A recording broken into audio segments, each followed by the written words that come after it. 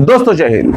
अभी हाल ही में कुछ दिन पहले की बात है जब भारतीय जनता पार्टी के एक बड़े नेता ने, जो केरल से ताल्लुक रखता है, उसने एक बयान दिया कि हमारी पार्टी यानी बीजेपी इसलिए केरल में स्टैब्लिश नहीं हो पा रही है, स्ट्रांग नहीं हो पा रही है, आगे नहीं बढ़ पा रही है, फल फूल नहीं पा रही है, क्योंकि केरल में लिटरेसी रेट ज्यादा है। वहां केरल में जो लोग ज्यादा पढ़े लिखे हैं, इसका मतलब यह है कि जहां जहालत ज्यादा होगी, जहां अनपढ़ गंवार जाहिल लोग ज्यादा होंगे, वही भारतीय जनता पार्टी स्टैब्लिश करेगी। उनके बयान से जाहिर होता है ये हमारे शब्द नहीं है। लेकिन सवाल यह है कि केरल, असम, बंगाल में क्या हो रहा है। केरल की आप बात छोड़िए, जब बंगाल और असम में हम जाते हैं तो कई तरह के खेल और तमाशे देखने को मिलते हैं। अभी हाल ही में हमने देखा कि किस तरह से स्ट्रांग रूम में जाने वाला ईवीएम बीजेपी की नेता के गाड़ी में मिलता है, और उसके बाद इलेक्शन कमीशन ने तमाम तरह की सफाई दी, तमाम तरह के बयान दिए, और बयानों में जितने लूप होल आए उससे कई बड़े सवाल हुए। बहरहाल इलेक्शन कमीशन ने 4 अधिकारियों को सस्पेंड कर दिया और वहां रीपोलिंग के लिए बोला है कि वहां रीपोलिंग होगी। लेकिन एक और खबर सामने आई है, वहां के बीजेपी के कद्दावर नेता जो असम के हैं, उनको इलेक्शन कमीशन ने बैन कर दिया है। 48 घंटे तक उन्हें प्रचार प्रसार पर बैन कर दिया है। और भी बहुत तरह के मामले वहां से खुल करके सामने आए हैं, और इनके ऊपर बैन किस लिए लगा, उसके पीछे एक बड़ी वजह है। जैसा कि आप जानते हैं कि कोई भी पार्टी हो, जब इनके साथ आके खड़ी होती है या नेता जब खड़ा होता है, तो वो वॉशिंग मशीन की तरह हो जाता है। यानी वो अगर कितना भी गंदगी लेकर के वो आया है तो साफ सुथरा होकर एकदम बगुले की तरह साफ पाक निकलेगा। ऐसा ही कारनामा एक हुआ बीजेपी के साथ गठबंधन में रहने वाले एक राजनीतिक दल के साथ। वो राजनीतिक दल का नाम था Bodoland people front, Bodo people front. और बोडो पीपल फ्रंट के जो नेता थे, उन्होंने क्या किया कि वो बीजेपी का साथ छोड़ करके इलेक्शन से ठीक पहले कांग्रेस का दामन थाम लिए, जिसके बाद उन्हें धमकियां दी गई। और हेमंत बिश्व शर्मा ने जो स्टेज से एक सभा में इनको धमकी दी और कहा कि इन्हें जो है NIA के जरिए, नेशनल इन्वेस्टिगेशन एजेंसी के जरिए जो है वो जेल भिजवा देंगे।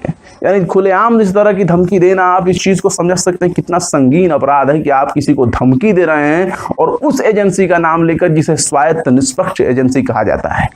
यानी जाहिर सी बात है, ये खुद इस बात को साबित कर रहे हैं कि NIA मेरी जेब में है, यानी भारतीय जनता पार्टी की जेब में है। जब चाहेंगे जेब से निकालेंगे और जिसको चाहेंगे जेल भिजवा देंगे। क्या प्लानिंग है इन लोगों की। इस धमकी के बाद इलेक्शन कमीशन पे शिकायत की कांग्रेस ने, क्योंकि कांग्रेस के साथ ही जो बोडो पीपल फ्रंट के नेता हैं, जिनका नाम हम आपको बता दे रहे हैं, उनका नाम देख लीजिए, हेमाग्रा मोहिलारी उनका नाम है, हेमाग्रा मोहिलारी। उनको इन्होंने धमकी दी थी हेमंत बिश्व शर्मा ने। तो ये कांग्रेस पार्टी जो इलेक्शन कमीशन में गई, इलेक्शन कमीशन ने शिकायत दर्ज करवाया और आचार संहिता उल्लंघन वगैरह का पूरा मामला बताया, जिसके बाद इन्हें 2 दिन तक के लिए बैन कर दिया गया। और इसके साथ ही और भी चीजें आपको बता दें कि यही जो पार्टी है बोडोलैंड पीपल फ्रंट, ये चुनाव से ठीक पहले जो है वो बीजेपी को छोड़ कांग्रेस में शामिल हो गई। तो एक तरह से आप दुश्मनी मान सकते हैं। अब बीजेपी के जो मिनिस्टर हैं, उनका भी एक बयान आया है। बीजेपी के एक मिनिस्टर हैं पीयूष हजारिका, इनका एक मामला ये सामने है कि उन्होंने पत्रकारों को धमकी दे दी है। आसाम में देखिए क्या क्या हो रहा है। आसाम में एक नेता पत्रकार को धमकी दे रहा है। वो धमकी क्यों दे रहा है? क्योंकि उसकी पत्नी, यानी नेता की पत्नी, एक सभा में विवादित बयान देती है, भड़काऊ भाषण देती है, और इस भड़काऊ भाषण को पत्रकारों ने रिपोर्ट किया, और जब रिपोर्ट किया, उस पर रिपोर्टिंग की, तो उस पत्रकार को धमकी दी जाती है।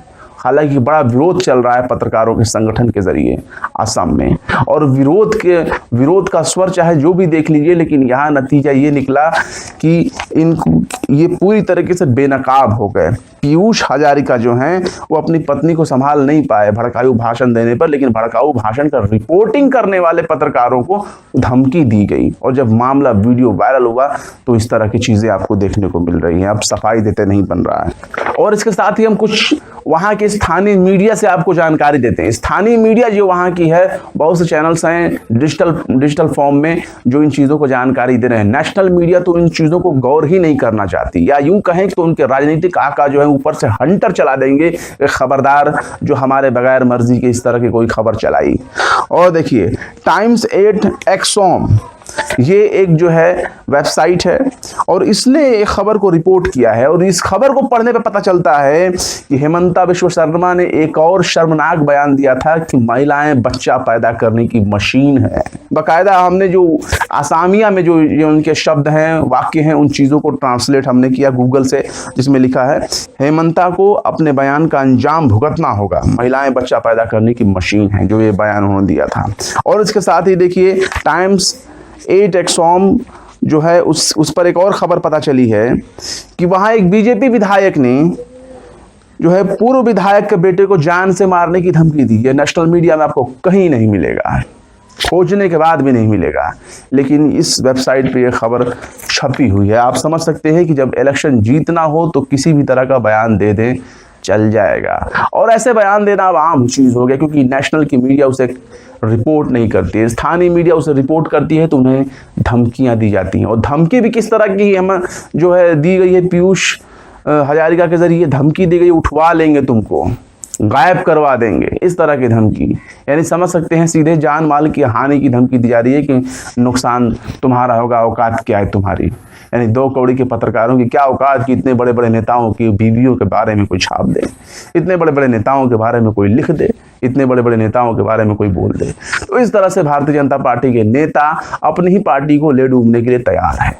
और ऐसा इसलिए हो रहा है क्योंकि एक अहंकार हो गया है, और जब किसी के सर पर अहंकार सिर चढ़कर बोलने लगे तो आप समझ सकते हैं कि अंजाम क्या होगा। अहंकार किसी को सूट नहीं करता, लेकिन भारतीय जनता पार्टी को बहुत सूट कर रहा है, क्योंकि हर तरह से उनकी वाहवाही करने वाले उनके साथ खड़े हैं।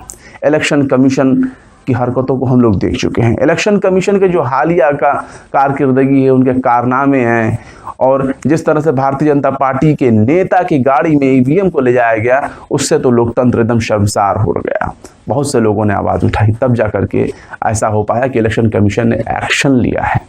फिलहाल आप इस वीडियो के बारे में क्या सोचते हैं, कमेंट बॉक्स में ज़रूर बताएं। वीडियो पसंद आए तो लाइक करें, शेयर करें, और बाकी निष्पक्ष स्वतंत्र पत्रकारिता को सपोर्ट करने के लिए आप हमारे यूट्यूब चैनल टाइम्स मेल को ज़रूर से ज़रूर सब्सक्राइब करें। फिर मिलते हैं किसी और वीडियो में एक नई खबर के साथ। जय हिंद।